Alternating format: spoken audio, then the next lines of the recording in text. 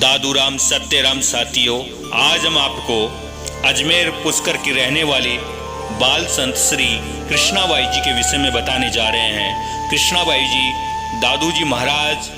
की कथा व भक्तमाल की कथा, श्री दादूवाणी के भजन, अन्य संतों की वाणियाँ भी कथा करती है। ऐसी कृष्णाबाई जी के विषय में हम जानकारी आपको देंगे। उन्हीं के माध्यम से हम आपको कृष्णाबाई जी से मिलाते हैं और उनके जीवन के विषय में और उनकी संगीत की चर्चा आप सब को बताते हैं। दादूराम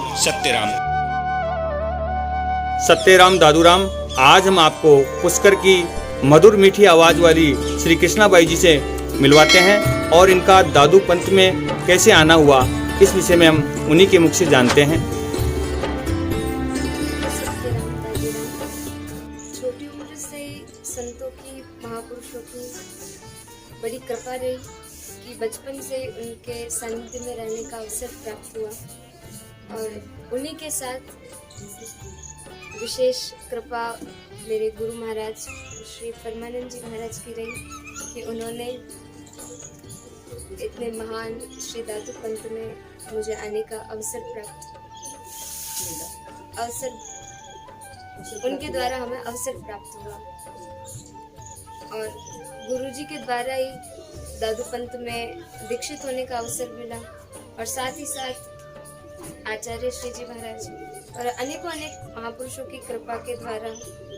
दादू जी महाराज की वाणी और साथ ही साथ दादू पंथ के जितने भी महान संत हुए उनके कथा प्रसंग, उनकी वाणी और उनकी सत्संग करने का जो सौभाग्य प्राप्त हो रहा है, यह कृपा श्री गुरुदेव की है। और उन्हीं के कारण आज बहुत ही सुंदर जो अवसर 2 महीने का मुझे प्राप्त हुआ आचार्य श्री कृष्णदेव जी महाराज की छत्री में चतुर्मासिक सत्संग करने का, संतों के दर्शन, संतों के सानिध्य का। और आपका जो जीवन में आगे क्या करना है, इस दादू पंथ के लिए आपका क्या करने का उद्देश्य है? जब से दादू पंथ में आने का अवसर मिला, उन्हीं के साथ आचार्य श्री के मुखारविंद से और अनेक संतों के मुखारविंद से सुंदरदास जी महाराज, रजत जी महाराज, बखना जी महाराज, जगजीवन जी महाराज और दयाल महाराज के जितने भी संत हुए जिनकी वाणी हुई और साथ ही साथ अनेकों संत महापुरुषों की वाणी जो कि श्रवण करने मिली और उन्हीं से एक प्रेरणा मिली कि अगर हम इस पंथ में आए तो हमें भी दयाल महाराज की वाणी का प्रचार करना चाहिए। साथ ही साथ प्रचार ही नहीं, जन जन तक उनके विचारों को पहुंचाना चाहिए। इस आधुनिक युग में लोग जिस दिशा की ओर जा रहे हैं, तो अगर वो संतों की, महापुरुषों की वाणी का अध्ययन करे, उनका नित्य पाठ करे, श्रवण करे, तो उन्हें इन वाणी के द्वारा बहुत कुछ सीखने का, जीवन को सही तरह से जीने का और जो जीवन मिला है उसका सदुपयोग वह किस प्रकार कर सकते हैं। तो ये सारी प्रेरणा, ये सारी बातें वो इन संतों की, चाहे दादू जी महाराज हो, दरियाल जी महाराज हो, कबीर साहब हो, हरि रामदास जी महाराज, रामदास जी महाराज और जितने भी महापुरुषों की वाणी है, इसके द्वारा वो आसानी से सीख सकते हैं। और संतों ने कहा भी है, वाणी दादू दयाल की सब शास्त्रों के सार, पढ़े विचारे प्रीति सो तेजन उतरे पार। और संतों की वाणी बहुत ही सुगम और सरल मार्ग, जिससे कि हम संसार में रहते हुए सब संसारिक कार्य, जो जिम्मेदारियां जीवन में आई है या मिली है, उनका अच्छी प्रकार से निर्वहन करते हुए सरलता से हम उस परमात्मा तक कैसे पहुंच सकते हैं, ये हमें संतों की वाणी सिखाती है। और दादू पंथ में जितने भी महापुरुष हुए जिनकी वाणी है, उन सब की वाणी मुझे बहुत ही ज़्यादा रुचिकर और प्रिय है। परंतु मैं अपने आदर्श या सबसे